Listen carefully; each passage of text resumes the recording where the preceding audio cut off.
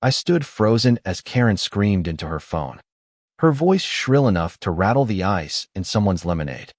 "They're impersonating officers. I want everyone arrested, especially the man flipping burgers." I glanced at the grill, where Officer Daniels, wearing mirrored shades and a police department t-shirt, calmly turned a sizzling patty with a smirk. The fundraiser banner flapped behind him, red, white, and blue letters reading, "Back the Blue Barbecue." Someone in the crowd shouted. Karen called the cops. On the cops. And everyone around erupted into laughter. But Karen? She didn't find any of this funny.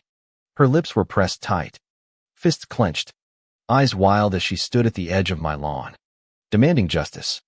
What she didn't realize was that she'd just reported a fully permitted, city-approved police charity evento, the very department she called for help. It had started days earlier when I decided to turn my backyard pool into something meaningful. After retiring from 20 years as a firefighter, I knew how underfunded first responders could be. I figured it was time to give back. I called some friends officers, city council reps, even the mayor's assistant, and pitched the idea of a poolside fundraiser. They were all in. In less than a week, flyers were printed, a DJ was booked, permits secured, and my backyard transformed. This wasn't just a party. It was a fundraiser for dash cams, trauma kits, and protective gear. I followed every rule, notified the HOA board, kept music within legal limits, ended the event before sunset, and even invited my neighbors. But you can't plan for a full-blown Category 5 Karen. She lived 3 houses down in a home that looked like a magazine cover, perfectly symmetrical flower pots, wind chimes tuned to C major, and zero tolerance for anyone enjoying themselves. She wasn't on the HOA board, but that didn't stop her from acting like she chaired the Senate. Everyone knew her. She once left a citation on a neighbor's door because their wreath was, quote, visually out of season. The morning of the event, she circled my house 3 times like a vulture, snapping photos and scowling.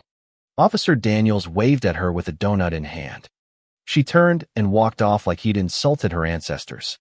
You could see the calculations behind her eyes, trying to find a violation worth reporting. By noon, the backyard was alive, kids splashing in the pool, burgers grilling, neighbors mingling with uniformed officers. We had a donation booth, raffle prizes, and even a silly photo corner with police hats. It was peaceful. It was perfect. Until the WASP showed up. Karen stormed up to my fence with a notepad and digital camera. She demanded to know what kind of operation I was running. I calmly told her it was a charity event and showed her the paperwork. She didn't care. She wanted decibel readings, parking enforcement, and arrests for impersonation. When I told her many of the people were off-duty officers, she shouted, "You expect me to believe real cops play Marco Polo in a pool? This is a rogue militia group." And then she did it. She called 911. I watched, dumbfounded, as she marched in angry circles yelling into her phone. There are people in police costumes grilling meat and laughing like they own the place. 15 minutes later, the sirens rolled in. 2 patrol cars turned the corner and slowly approached. The music stopped. Even the kids went silent. Karen stood tall, chest puffed like she was receiving a medal. The officers stepped out, scanned the crowd, and did a double take. "Wait, is that Captain Roberts?" one asked. "And Lieutenant Hale by the hot dogs?" Before they could laugh, Karen rushed over. "Arrest them. They're impersonating law enforcement in a residential zone." Daniels waved from the grill. "You guys want lemonade?" The on-duty officers checked IDs and permits, chuckled, and turned to Karen. One said, "Ma'am, this is a lawful event. You're disrupting it." Karen hissed, stormed home, and slammed her door like a toddler denied a toy. But she wasn't done. That night, she uploaded a heavily edited video to our neighborhood Facebook group. Dramatic music, close-ups of kids in toy badges, and her voice narrating. Chaos erupted as imposters took over a peaceful community. She titled it, "Cop Cosplay Gone Wrong." At first, I laughed it off, but then someone tagged me. Then another. The video spread to a local watchdog page. I had to respond. I uploaded a full GoPro recording from my backyard. No chaos. Just burgers, donations, and families. I titled it, Police Fundraiser Barbecue Full Footage. No edits. Within 2 hours, her video was buried in laughing emojis.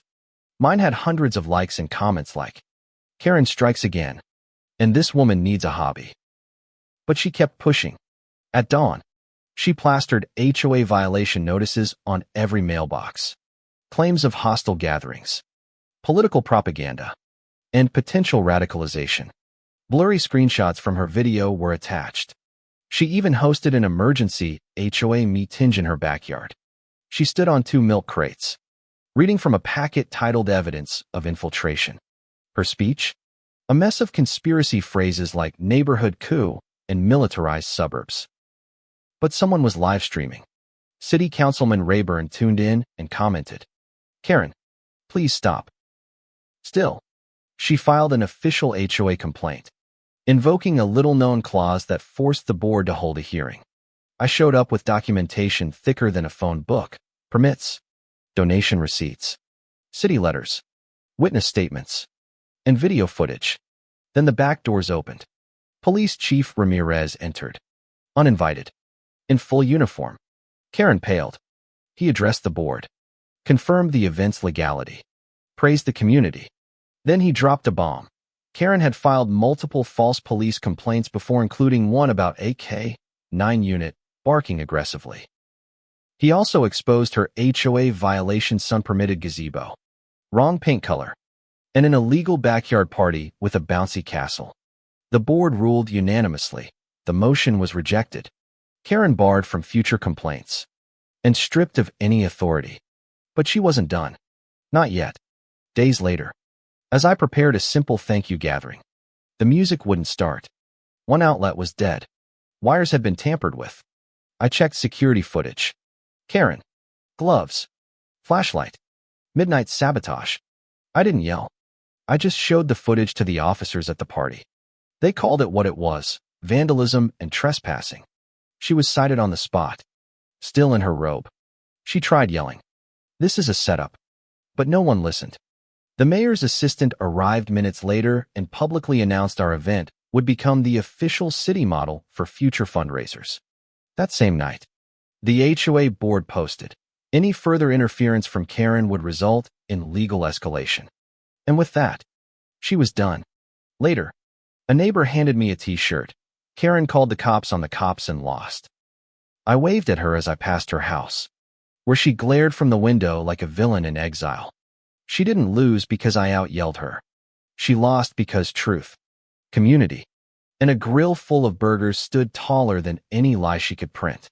And that's the story of how one Karen's obsession with control ended in her total downfall.